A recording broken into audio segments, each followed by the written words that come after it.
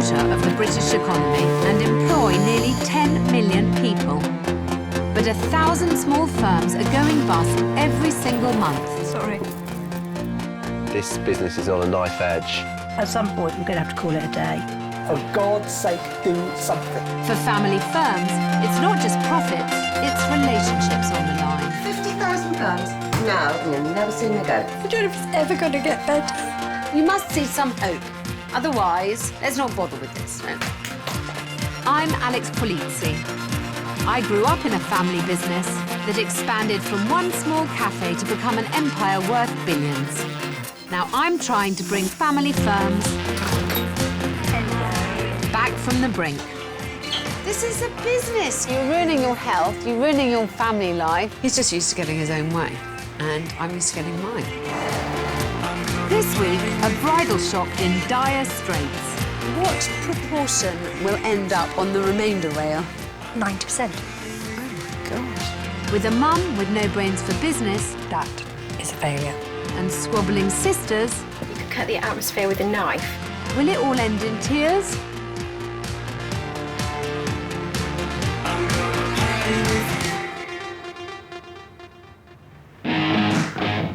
I've been called into a family-run bridal business in the Midlands. With over 250,000 weddings every year in the UK, it's an industry that's worth nearly £130 million annually. Even though the economy is in trouble, people still spend money on weddings. This is a business that should be more or less recession-proof. But Courtyard Bridalwear in Kettering is in trouble. You ready? In this sort of shop, we always have the tissues. It was set up by Anne Priest 9 years ago. I love doing it. My life is wrapped around it. My life is wound up in it. But Anne's seen profits nosedive for the last 3 years. What I know about the shop is it's run by a mother and her 2 daughters. I said, what are you looking for? I was looking for a 38 trouser, but I had to leave what I was doing and go and look for it. Right, well, did you find But as the business crumbles around Anne, her 2 daughters are focusing their attention solely on each other. Yeah, if you just read them and then don't deal with them, how am I supposed to know that you haven't dealt with them? Bethan and I have fallen out since we've been working together. I don't think she trusts me anymore. Are you annoyed with me? No. You are annoyed with me because you could cut the atmosphere with a knife. It's fine. If I talk to her, she annoys me, so I'd rather just leave her for 3 days and not talk to her. The truth about this shop that I'm going to is it's in trouble. Anne can't afford to pay herself a wage and has had to remortgage her home to keep the shop alive. It is quite scary at the moment. The real worst-case scenario would be to end up in a bankruptcy court. That would be the very, very, very worst thing that I could possibly imagine. My first impression of Courtyard Bridalwear is the shop itself looks rather tired. Certainly for a wedding dress shop, that window display is all important. That is how the world sees them, and that is what's going to convince people to come through that door.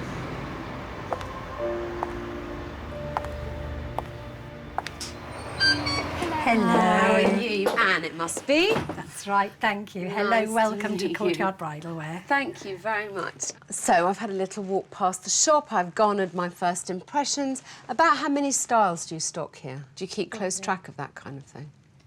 No. Well, no, we do, but we don't have sort of a written down record, if that makes sense. OK, so that's an immediate flaw that we can identify. Yeah. Well, I know, but there's no point knowing it and then not doing anything about it, darling. I mean, it's worse to know that that's a flaw and then not to do anything about it. Yeah. People are streetwise or whatever. I'm not business-wise. I haven't been able to teach them how to be business-wise, and so we just focus on the brides. Yeah. And then everything else tends to get put to one side until we sort of get sorted out. That is also a bit of a failing, because actually there's no point having customers unless one's making lots of money out of them. And we're not. No. First impressions are one thing, but I really need to see this place in action. So I have a surprise in store. So I shall summon the brides. Ladies, come in, come in. Buying a wedding dress is a big and emotional purchase, and customer service is crucial. So I've arranged for 4 brides-to-be to put the shop and the family through their paces. Where is your wedding? Ibiza. And what time of the year is it? September next year. Okay. So I'm actually looking for 2 dresses. 2 dresses. So you're having a proper English wedding? Yeah. Lovely. I want to hide my tattoos, obviously. Okay. They have very different ways of doing things. You look like you like taffeta. Okay. Anne has the spiel down into a fantastic degree. Did you want to take the short one down as well? To try the short one on? Yeah, that's fine, no problem. Rhiannon's quite brash and bold. Right, are you ready? I'm coming in. Bethan's not quite so confident, it would seem to me, in herself and in the way she talks about things. Have you seen anything that sort of caught your eye in the magazines, like shapes of dresses or lace or...? Not really, but only because I'm quite open-minded. Customer service is okay, but despite all the stock, my brides can't seem to find what they were looking for. Yeah? Thank you. Okay. There's quite a lot of dresses here. They look to me as if they're very much in the same style. So I'm interested whether that is because this is their market and they know their market, or just because they have lost their way a little bit in the buying. You, look at this. What did you think? There is nothing probably in here that would suit what I'm after. Very same strapless and big dresses, which to me is completely what I don't want. So, but it was a nice experience. Oh, I'm dying to see this on. I would have liked to have seen something a bit more simple. I think a lot of the dresses are very blingy, very fussy, lots of ruffles and diamonds, and that's just not what I'm looking for. I wanted something a little bit more plain and elegant. Ready for you if you're ready for me. Wrong stock is a big problem, but there's worse to come. Gosh. What's your average spend here? People would come in and say, oh, I've budgeted for £1,000. Right. But we have found that lately that has gone down quite considerably. I actually think it's immoral to show a girl a £1,500 dress when she can only afford a £500 one. Oh, my goodness, 'Cause it darling. was- Wakey, wakey. A girl has a way of getting what she wants for her wedding day. If you can persuade them to spend a little bit more money, you should. How strict is your budget? I'd say it's not very strict. I would tend to agree with you, darling. I'm sure my partner thinks differently. Anne's reluctance to push sales is a concern, but so too is the sheer amount of stock. Yes, we call her Cupcake. They all have names or nicknames, and we always call them she's or hers. Don't know why, it's a bit like a boat. Courtyard Bridalwear stocks 150 dress styles, whereas similar stores will only stock half that. So, this is the Courtyard. where's your office? This is my office. Lordy, lordy me. As shocking as I find the obvious lack of importance Anne places on running her business, it doesn't compare to what I find in a back room. All this is what we'd call dead stock. Yes. So things that have either been discontinued, have been on sale and haven't sold. What proportion of the dresses that are actually in your shop at the moment will end up on the remainder rail, would you say? 90%. Oh, my God.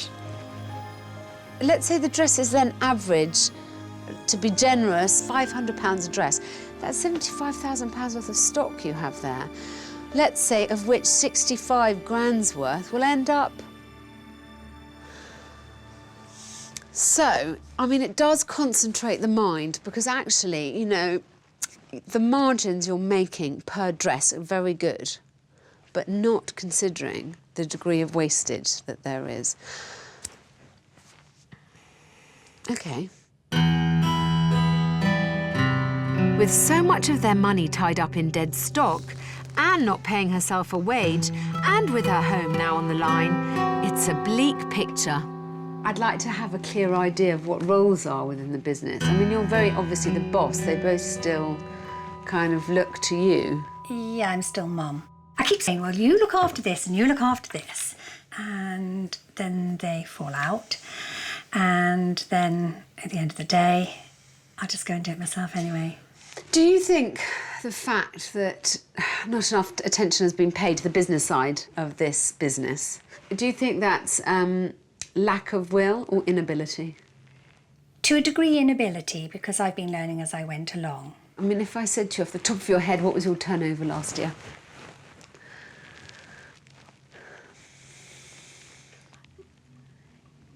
Do you know your profit margin?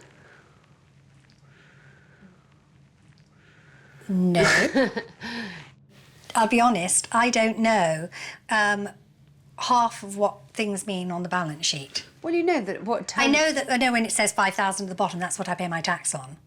Yeah, that's your profit, Is that darling. my profit? Yeah. Okay. Not very, that's pretty poor, especially as you've committed yourself to you've remortgaged your house, that you're not paying yourself. I mean, the picture would be much worse if we put in even a nominal sum for your work. Yeah? Yeah. I don't know if it's ever going to get better. Of course it will. I mean, if you really thought that, you wouldn't have asked me in. So you must see some hope. Otherwise, let's not bother with this. No. You know, who are you doing this for? If you're doing it for your daughters, then they have to bloody pick up the slack.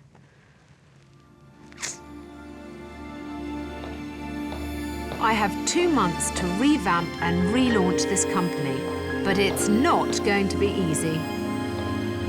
Ultimately, Courtyard Bridalwear's figures show that they'd be better off just closing the business, which is a very hard fact to face after all the hard work that Anne's put into the business. This is something that I now have to convey to her children, and, you know, it's time that they were made aware of these facts. So, let's cut to the chase straight away. This, I presume, is a document that both of you will be familiar with, the unaudited financial statements for the year ended 31st of March 2010. No. It would be the first time we've probably seen it. Let me just give you some highlights, shall I? Last year, on 190,000, you made a 3% profit, which is just over 5 grand. This is without your mother being paid. What's the point of going on? Because actually she would be better off if the business closed. She's remortgaged her house. There aren't any financial gains at all. So what's the point of her flogging herself to death if there's going to be no light at the end of the tunnel? I suppose it's never been put so bluntly. You know, what do you want out of it? What's the point of this for you? Why do you want to be involved in this business? Because I think everybody's put so much effort into it. Mum's put a lot of financial, obviously, into it, financially. And, you know, I think we all care for it. I think it would be sad to say it's all just gone, you know, 9 years of our lives, just wasted. I don't know if I love the business or I love Mum, and I want to help her.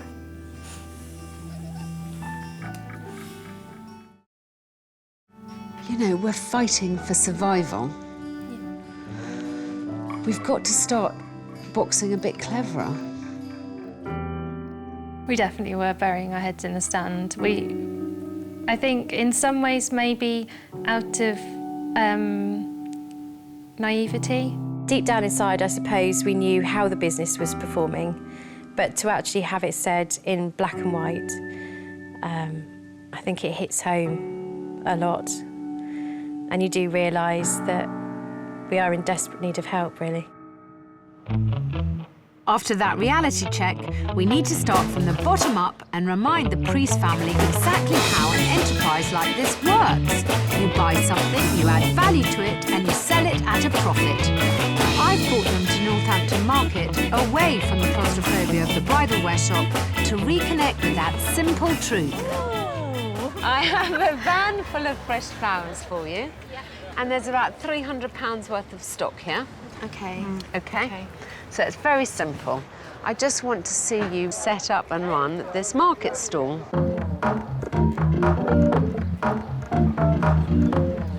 They are not carnations. I thought they were. 450? Yeah, 450. 450 and then or 475, just to bring under the 75.50. 475, presents 450. Yeah. Incomings and outgoings must balance for a business to be viable. I'm hoping that even though they seem incapable of appreciating that on a spreadsheet, they might be able to get to grips with it when they have actual cash in an actual till. Sorry. Sophia is too, so that's it. I'll just get your change for you. There you are. Thank you. Have a lovely day. Their lack of business skills is one thing, but there's a more fundamental problem emerging. That's what I was going to use. Because that's nice to give to a granny.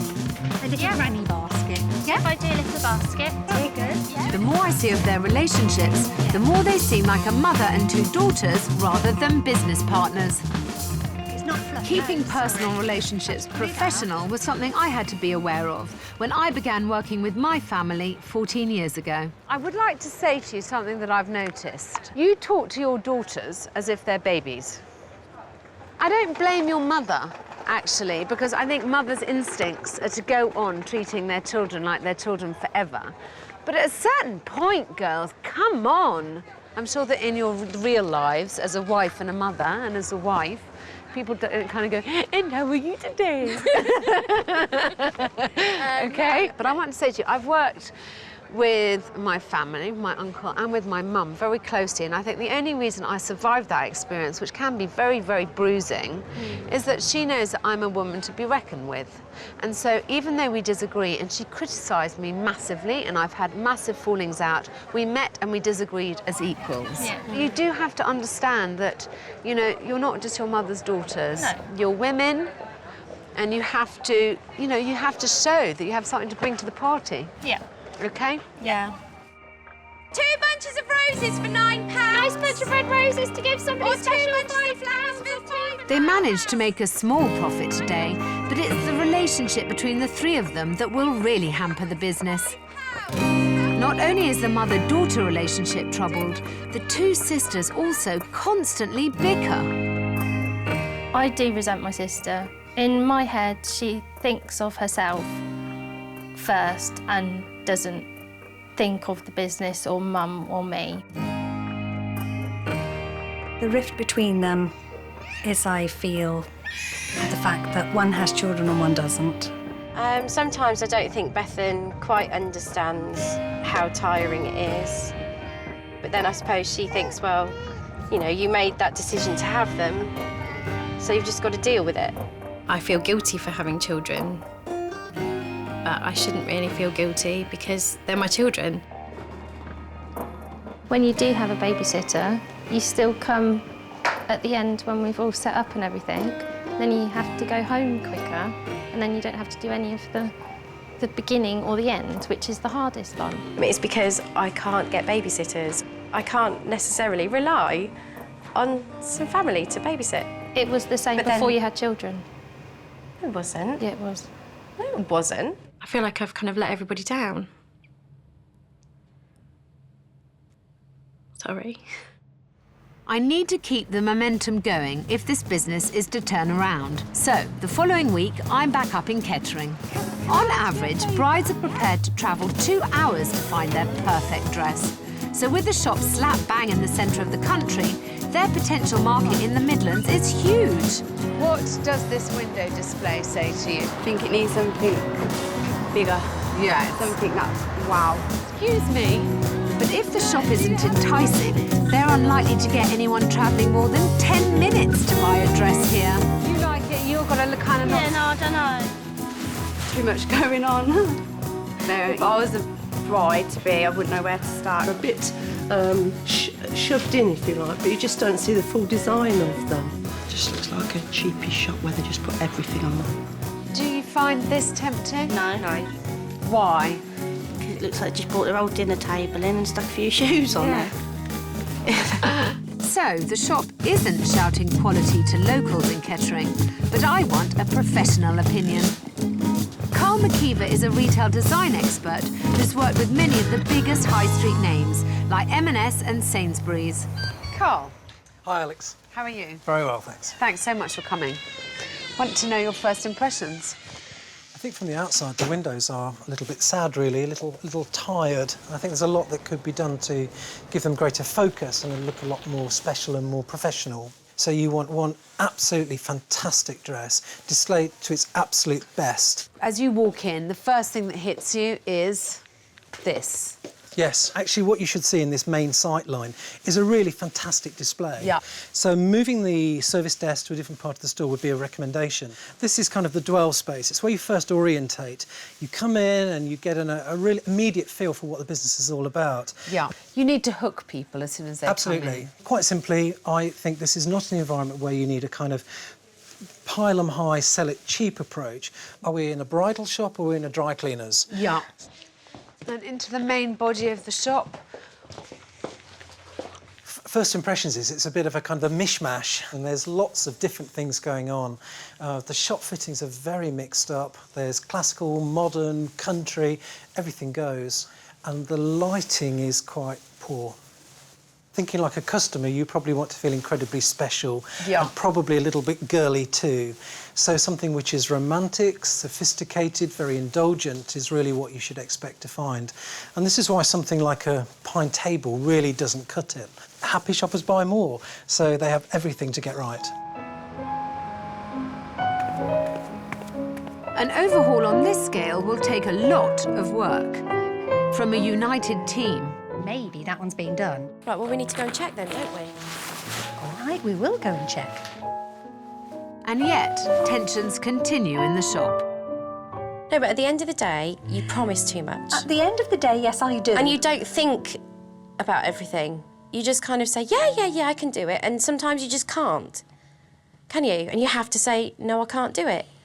No, all right. Thank you for that reproach. I will take it on board after we've... Now I know you're an adult and you can tell me part of the problem. Why Bethan and I get annoyed with you. OK, I can understand why you get annoyed with me. Because you procrastinate too much. No, I know that you have a lot of work to do in the shop. And that's what we're trying to... What do you mean by procrastination? Go on, tell me. What do you say? You procrastinate too much. What do you mean? I mean, what do you mean? What do I mean? Yes, what do you mean? You put things off. Yeah, what do I put them off for? Sitting down for an hour every now and again. OK. You sit down and you have nice times. I go home on a Friday night and I sew, ready for fittings on a Saturday. I have to cover everybody in the shop. Oh yeah, everybody else gets a Saturday off. Who doesn't? Mum hasn't had one off apart from that wedding we all went to since January. OK. You need to take a chill pill or you'll have a stroke. Oh, if I have a stroke, at least I'll get a rest in bed. Let's go and get this bride fitted. It's nearly 11 o'clock. I'd like to have a little bit of time to enjoy and a little bit of money to enjoy it with. You're not here forever. And I don't want to be stuck like this forever, doing the same thing, just working and working and working and not getting anything out of it. There's clearly a real need to make this business successful for everyone's sake. I'm keen to turn our attention to the shop and start putting Carl's thoughts into action. I think that visually this shop is cram-packed. I don't think things are displayed particularly brilliantly. I would agree with you on that. And I think you walk in and you think, bloody hell, where do I begin? Yeah. Somehow this isn't aspirational enough. So we need to make this a kind of just a bit more special as a shopping experience. We've got too Right, if many we pick pickup up ones. the ones that have definitely never sold. And the way they can make it more special is by culling the dresses that are clogging up the rails. That one can go. That one can go. Never sold that one. I've asked them to ditch all duplicates and any dresses that haven't sold for years. This dead stock then needs to be sold so Anne and the girls can plough the money back into the business. They need to go. Would you agree? Yep. I'm not quite sure who to blame for this ridiculous mess. What they seem to have forgotten is that sample dresses are only useful for them if they generate a future income, which some of these dresses are signally failing to do. This one, she's been on the shelf for about a year and a half. And we've never sold one. Never. We've had one person in it, so it can go. So get rid of that one. It's embarrassing, I think, having had that many dresses on the shelves and not having sold them. makes me think that maybe we're not very good at buying and maybe we should relook at how we do it. We might end up selling more by having less, which does sound a bit backwards, but I think it will rejuvenate us and rejuvenate the shop and hopefully give us a bit more passion about it. In order to cull their stock, they need to organise and then promote their dress sale. I'm meeting the family in these beautiful surroundings so that we can produce some marketing photos. I've arranged for them to meet here with a model, a makeup artist, a photographer and a graphic designer. They need to design a leaflet that will advertise this forthcoming sale and try and work out a strategy of how and where they're going to do it. I'd like them, between themselves, to decide who has to do what. Shall we do locations first? Why don't you, not all three of you, go and do exactly the same things together? I think, so you don't waste time. One of you look at locations, one of you go and look at the model, one person start writing down a few blinking ideas about where to do this sample sale. You can all come back in half an hour and present each other with some suggestions. Yeah, sounds good. Yeah. Anne decides to find a venue for the sale. Bethan will dress the model, and Rhiannon will find suitable locations to take the photos. But can the girls stick to their allotted roles? The only problem is, though, is location defines dress. True. But then at the same time, dress defines location, I know. maybe. So we need both, really. Well, do you want me to go and have a quick look? Yeah. We're trying to do a really good sale. Do you have anywhere, possibly since you're a letting agency, that might do such a thing? The top's a bit flat, I think. It's, not you, the dress. I think I've seen better. So this probably is the best area. Well, Rhiannon, what about that little staircase? Because you've got the arch. I don't think they're working very efficiently together. Do you want to look at the bottom of the staircase? Yeah. What, and look which way? What, from there? That's really boring. We've got a limited amount of time. That doesn't work, does it? Not really, no. And I kind of think they're running round in ever-decreasing circles. Maybe we should change that idea. At the moment, we have a graphic designer and a photographer who are sitting around doing nothing. Once they're getting on with it, you've chosen the dress and everything, you don't need to faff about doing that, do you? Yes. Yeah? Finally, with a bit of help from the professionals, they're starting to make some decisions. But do you think the courtyard then might be better than the... I think the courtyard would be superb for shots. Now they need to keep being decisive. Come on then, out, out, out! Or I'll have to be decisive for them. Right, we're going round this way. OK. We're going to the front of the hotel. I think Alex is a little bit annoyed with us because I'm not taking charge and I don't really know what I'm doing and I'm like a flapping chicken. I really want the family to run with this task on their own, but it's not easy. I'm finding it incredibly hard not to get involved, not to get stuck in. Yeah, because it's under the tree, so it's a little... Do you want me to take Or this the lily for you? pod. I know it's not my place to do it and I've just got to stand back, but God knows that is not my natural inclination. She's got a leaf on her dress. Can I get the leaf? I'm so sorry. Angle the flowers down a bit. Yes, that's better.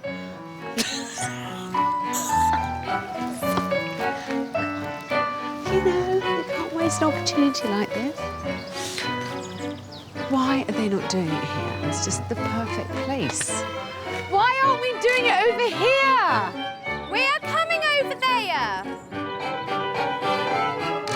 Despite all the disorganisation and indecision, the girls have somehow muddled through the whole process and finally managed to produce some half-decent publicity material. Inevitably, 3 women, 3 close family members, there's a certain amount of procrastination because there's a certain amount of chat. Definitely. I think it's quite good to be forced to throw yourself headlong into a situation, to rise to the occasion. And I think to come up with something like that in a mere 4 hours is something that you ought to take away and learn from. A week and a half later, and it's the day of the dead stock sale.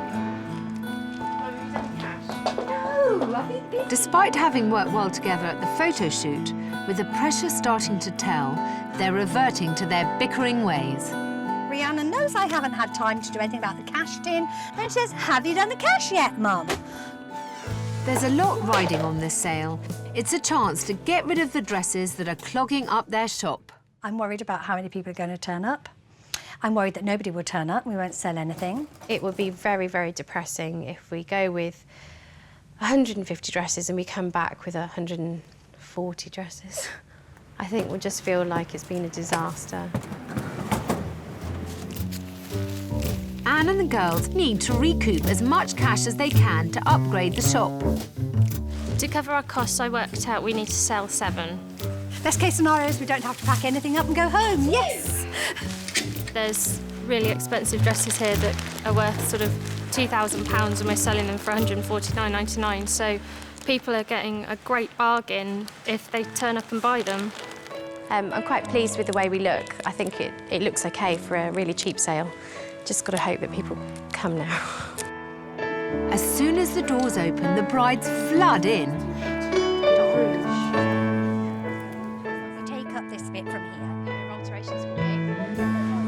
I just want to get that first £150 in the tin.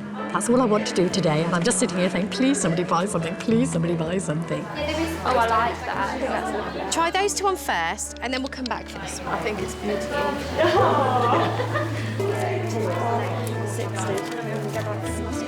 That's lovely. Well, thank you very much, and may you have the most wonderful wedding days when it comes. One down, about 149 to go. As the morning wears on, business is brisk. Busy, yeah. It's nicely busy, though. So it's kind of steady busy, which is always better than completely manic.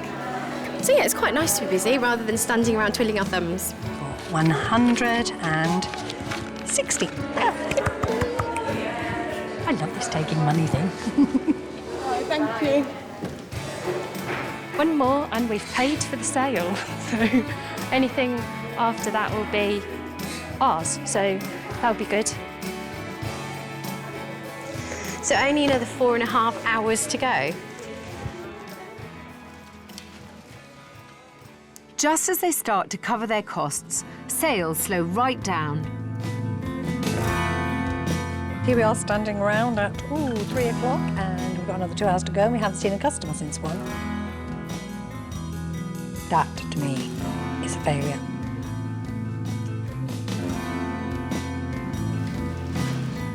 I said this morning, first thing, that I wanted to sell them all. And really, on a scale of 1 to 150, 11's not that good. The most depressing thing is looking at all these dresses that now we have to bag up, put back in the van and go home. Days like this one, you think, why are you doing it? Because it's so much energy, and not just mentally but physically. These aren't light. And you just think, what's the point? With time running out until we relaunch this business, there are still so many hurdles to face, but I can't let their disappointment derail them now. I felt it was a bit disastrous. Why? You made money. We did make money. Yes, but it was an awful lot of work to make that a small amount of money. I think that you are approaching this in the wrong light, seriously. I mean, every single person who came in and booked with you bought a dress.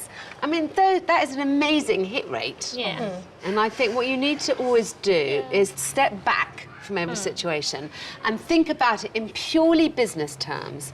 Yes, you bust a gut to do it. That's the negative. The plus side is you're 600 quid up, even after all your much exaggerated expenses, which is, after all, the cost of 2 wedding dresses to you that you've managed to get back. you know, at the end of the day, you cannot stop fighting. You have to keep pushing the envelope. You have to keep thinking of something new, fresh. You have to push your own boundaries. At the moment, I'm doing the pushing. Once I'm gone, you're going to have to do that for each other. Definitely. The hard truth is, though, that they need to sell those old dresses at some point to get the cash to overhaul their shop. Ooh, love that. That's nice. So more girly, more... Yeah, more kind elegant. In the meantime, they need to get on with rethinking the shop's image. To concentrate the mind, I've asked them to make a mood board. Grandeur. Grandeur. How do you spell grandeur? Can I underline it? No, I think that'd be tacky. Grandeur. I think it should be.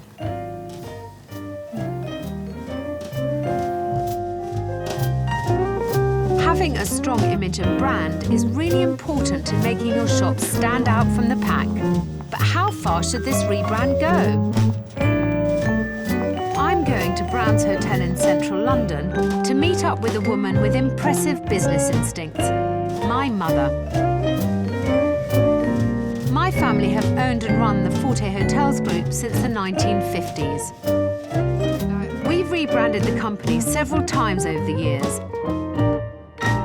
You've been through the kind of branding, rebranding process quite a few times with the old company and with this one.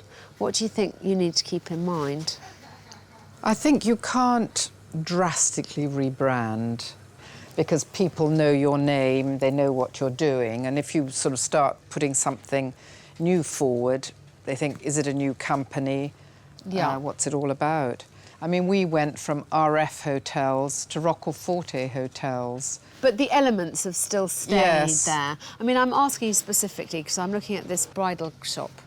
It's called Courtyard Bridalwear, and I think that's a not particularly attractive name. It's a bit of a mouthful. A bit of a mouthful, and it's not terribly chic. Yes, I mean, I think you can subtly rebrand, and it's not a bad idea if you're not 100% happy with the name, but it's got to have a sound of the old name or something. So somehow or other, your rebranding has to still take in elements of the old. The elements of the old brand, yeah. With that advice in mind, I'm taking the girls and their mood board to see an expert. It's Courtyard Bridalwear. Firedog have developed branding for big-name companies as diverse as Deutsche Bank and the Strada restaurant chain. What can they do for our girls? Beth and Rhiannon and Anne, this is Cliff. Hi, nice to meet you. So let's see what you've got. Please don't laugh. Yeah. Don't laugh. I didn't mean to laugh at that. We want people to come into the shop and say, wow. I know that's really cliche, but we want brides to feel like they're escaping their normal world into like their bridal. Fantasy world. Yeah, that's really cheesy. What is it on that board that you feel is bringing something new? Well, I know what you do well, but it's nowhere represented on that board, which is you give excellent personalised service across the board, every single member. So I would suggest considering bridal boutique, because the boutique is a lot more service-led. Changing from bridal wear, which is what you would associate with underwear, to something boutique-y. You know, just underwear, it's a bit pedestrian compared to boutique, which is, you know... Yeah, upmarket. Upmarket, sophisticated. So what we've done, which has made a little bit of a presumption here, we completely rebranded you, but this is the idea is that you could put this against a blue background, you could put it against a piece of lace. It would be absolutely a fantastic thing to be able to rebrand everything. However, I think that at the moment the cost is going to be prohibitive. But I think, darling, the important thing, as with all these things, is not to bury one's head in the sand, is not to pretend that there's not a problem, and you work out at what point in your business strategy you're going to have to address this. It has to be addressed, and it's certainly brought us up short to that point. When they get back to Kettering, there is some good news at last. Anne has found a buyer for her dead stock, a discount bridal outlet who bought the lot for a few £1,000s. We're photographing the dresses so we remember why they didn't necessarily sell. Now they'll be able to make the changes the shop is crying out for. Just tell Mum to bring the dress over here if you don't want to deal with it. Mum's You're happy. making a mountain out of a little molehill. I'm making a mountain out of a molehill. A little. If, that is, they could stop arguing for long enough. Wouldn't you get annoyed in the same situation or not? When you've had to deal with an aggravated customer for like 20 minutes? You put a solution in place and then it gets arranged differently. Yeah, but at the end of the day, what's done is done. You just have to get on with it. Fine, I'll deal with it then. I think this constant sniping is because the girls don't have clearly defined roles. I want to hear from them what they think they bring to this business and how serious they are about its future. I thought it might be a good idea to get the girls to interview for the positions they already have. I don't expect to walk away from here thinking that everything is resolved forever. What I would like to teach them is a way to deal with each other that is professional and that doesn't revert back again and again to that family bickering. So shall I start asking questions, or do you have something to show me? I'm obviously Bethan McCall, 28, and I believe that I have an eclectic skill set that will be able to fulfil this role in a good way. I feel that I can communicate very effectively. I communicate on a daily basis with the brides. I feel I have good selling skills, and I think that's very much part of communication. I've got a B in GCSE mathematics, which I know is very basic, but that's where it all starts. We all have to count. I also feel that I am quite creative. I've always enjoyed art, singing, and I've always been more of a fluffy, creative person rather than very much a sort of logical head. So do you think that you could work with the other members of the team? Yes, of course I can work with Rhiannon. There's only 3 of us. Of course I can work with Rhiannon. Sometimes we don't always get on, but that's the sisters in us, not the colleagues in us. And where are those sisters going to live from now on? At the door, before we come in. But so's the mother. Yes. I have not been focused in the past. I know that I've wanted to leave, do other things, and I have been analysing my own feelings of why I wanted to do that. But I believe now I can see clearly the path before me. I want to work alongside my family in harmony. Courtyard Bridalwear, I feel, is my chosen career path. Even though other people could probably do the job much better than me, I can bring love to the business. It's a family business. I can give that, no other person can. The only thing that concerns me slightly is that everything that you said you wanted to do was all to help me. Not much of it was about you. I want you to get something out of it as well. It hasn't just got to be about saving Mum. You have to be part of the team, not just somebody holding up the rest of us. I suppose at the end of the day, this was never my dream. It's yours. It was never my dream. I don't know. It was never in my career choice. No. So everything's to help you. But then, should it be? I want you to want the job. I do want the job, but just maybe for different reasons. I want you to really want the job for you and to make you better and to enjoy your life.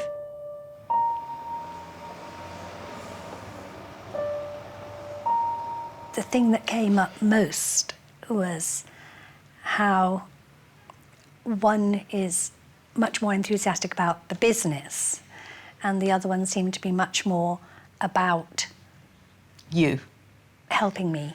Yeah. And I think that was quite emotional. I told Mum that I don't do the job for me. I do it for Mum. Really? Yeah. But do you think I love the job, don't get me wrong, but I don't do it for me. It's not whatever I wanted to do. Do you think, though, through this process, though, you will start doing it for all of us and yourself, or not? I don't know. I want to make it successful so that I still have a job. So, as long as you know my heart's in it. Yeah, and so it's mine just for different reasons to you. That's fine, we can have different reasons. Yeah, as long as we have the same goal. Yeah. So, good. Okay. Do love you. You freak.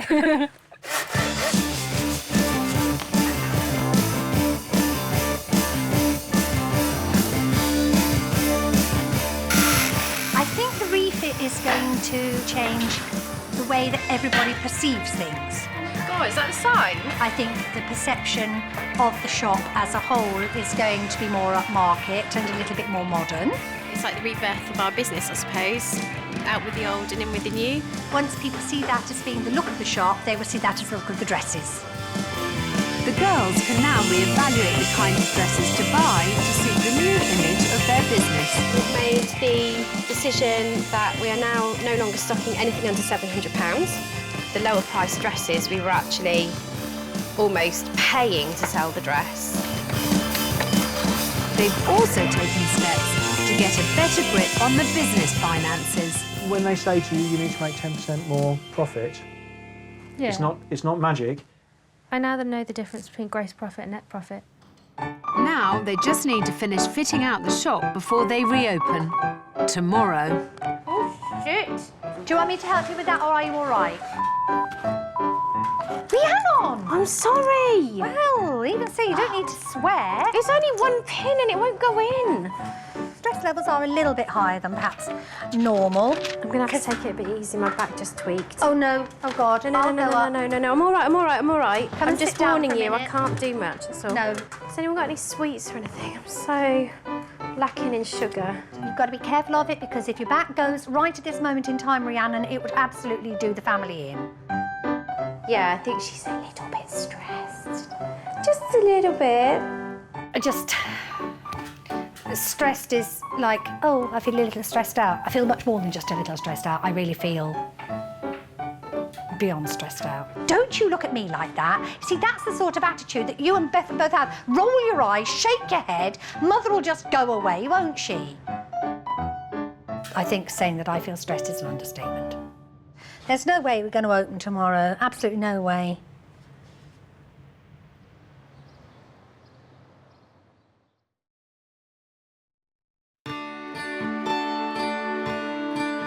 And yet, the very next morning, Courtyard Bridalwear is transformed.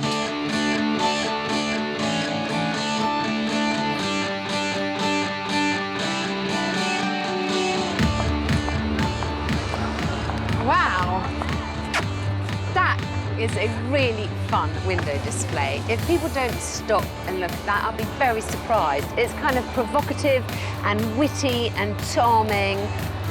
It shows that there's been a brain at work here. The window display is the best form of advertising that any shopkeeper has, and they're certainly winning with this one.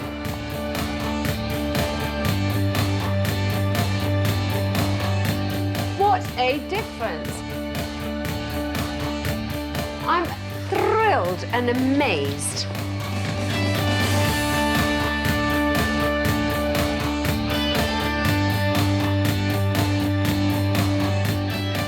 The pink and the grey, as discussed, works brilliantly. I think it looks really fresh.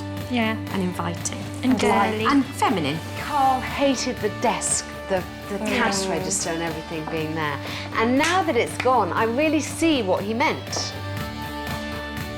I love your labels on the dresses. I mean, they look fab. We got quite excited when they went on. So chic. Yeah. Somehow, everything feels more precious. As a potential customer, I have to say, this is just somewhere you'd want to buy a dress. It's somewhere you'd want to come to. This is definitely a destination shop now. I think that this really shows that we have changed and that we have to change to keep up with the shop. Yeah. I mean, my feeling is that we're no longer a family business. I hope we're going to be a business family, which I think is what we're trying to turn it round so that we're a little bit more business-minded. But there's no point in having a fabulous shop if nobody knows it's there. So finally, we need to put the new look Courtyard Bridal Boutique on the map. I know you're all exhausted and you've done a lot in these last weeks, but I have one last thing that we have to do to make sure that by the time I leave you, I'll have put you on a more stable footing. And that is, we need to do an event that gets a lot of attention to make sure that we really launch the shop, the refitted, revitalised shop on a really solid basis. Okay. Something quite quirky, something quite fun, to show people that you're here, that you're not stultified, stuck in your ways, that you're constantly reinventing yourselves, that you have a new lease of energy, that, you know, out with the old, in with the new. Okay. Yeah? Yeah. Yeah. So, is anyone out there getting married or knows someone getting married? No. Well, does anyone know anyone? That's what I've put. Does anyone know anyone? Does anyone know anyone? Bravely, the event the girls settle on to relaunch the business is to offer 9 of their former customers the opportunity to renew their vows in a brand new dress from the boutique's latest collection in front of family and friends. We need brides to be who have never. We need brides to be who have never been into Courtyard Bridal Boutique to come to our relaunch event. It'll be a great night to see our old brides renewing their vows and then have bubbly and nibblies at a small wedding fair. Nibblies. Nibblies. Bubblies and nibblies. Oh, hi, it's Rhiannon calling from Courtyard Bridal Boutique. We're having a relaunch. The girls are also inviting local press and potential new customers.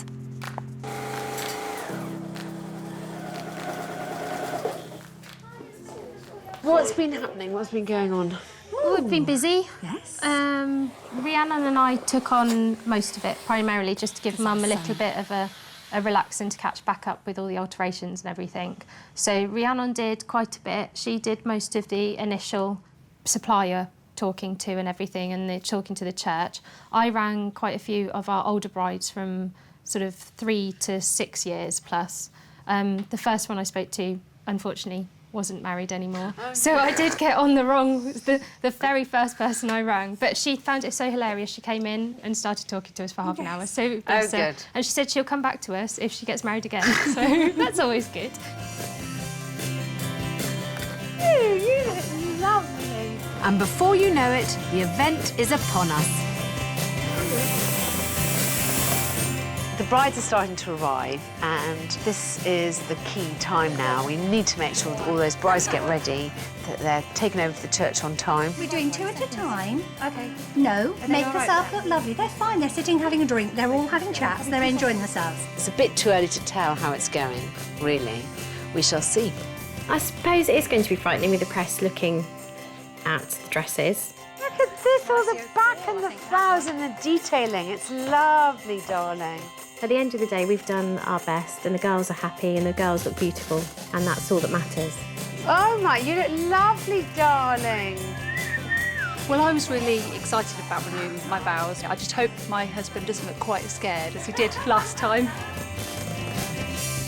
My mum's no longer here, so my dad was just so proud when I said I'm going to get a blessing in the church. I also thought it was a nice way to support their business and what they've done here.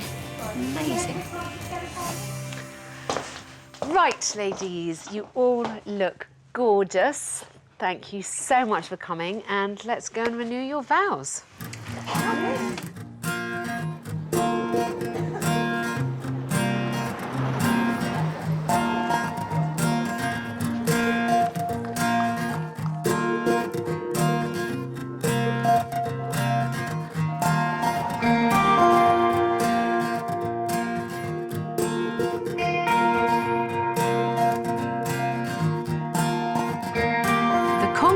Of press and brides-to-be are getting a great look at the new stock. And who doesn't love a wedding?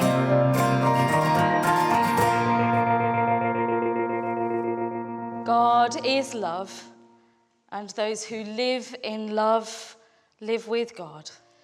That each marriage promise renewed here today will be a faithful sign of your love in the world. And as the years go by, bring them ever closer to each other and to you. For Jesus Christ's sake. Amen. It seems strange giving them permission, but you may kiss your wives.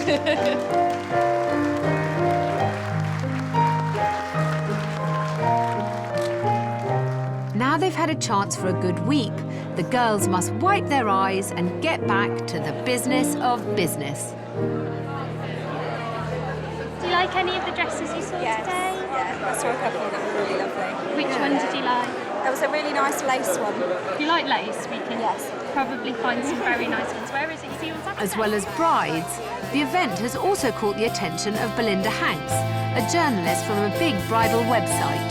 There was a vast range of dresses today. There was the modern, classic, lots of lace, lots of detail, lots of different necklines, everything that you'd imagine that's available today for the modern bride. So that's certainly a thumbs up to the shop itself.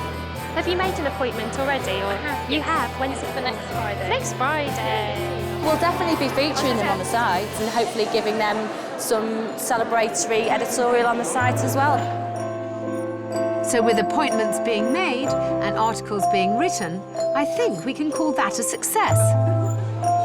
I would recommend Courtyard Bridal definitely to anybody. They look after you, they're family, and they've made us feel like part of our family now. Tell me what's in your future. In the future, I'm going to look upon my daughters as young women. Independent, but both very competent, and they've shown me that they can both actually do the job. And one of the first things that I'm going to be looking forward to doing is making a formal partnership between the three of us. That'd be good. It might feel slightly tearful. We couldn't have done it without you. It's been an absolute pleasure to work with you all. I've enjoyed every single minute. Bye, darling. When I first came here, the thing that I was most nervous about was that Anne, Bethan and Rhiannon really struggled as a family in business together. What I'm most proud of now is that they've resolved their differences as a family, and that has transferred into their business life. And ultimately, that gives me great confidence in the future of this business.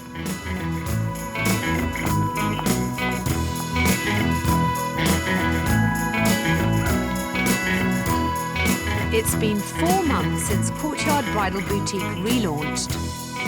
I got really close to the family in that time, and the shop has gone from strength to strength. Start changing that side, like I've dusted over there. It's been a huge improvement to us, hasn't it? Yeah. Business-wise, we're very much more focused on finances. Now they sell a dress to more than half the women who request an appointment, and profits are up 50%. We're working much better together, and home is now separate from work. As far as the shop's concerned, you're the accountant lady now, so you know all the figures and things. I leave that to her. And Rhiannon's working on marketing and things and how to get people in, and so everybody's sort of like sticking to their roles. Because I used to say, oh, it's mum's shop. I help mum out on 3 days a week, whereas now I feel like, no, actually I am a viable member of the team and we are all partners. We're definitely, I would say, running the business at the front. At the sharp end? Yes, basically. And I think there is a possibility that Mum will retire and Bethan and I might actually take it on together. I think it's definitely changed our lives. Definitely, yeah. Yeah.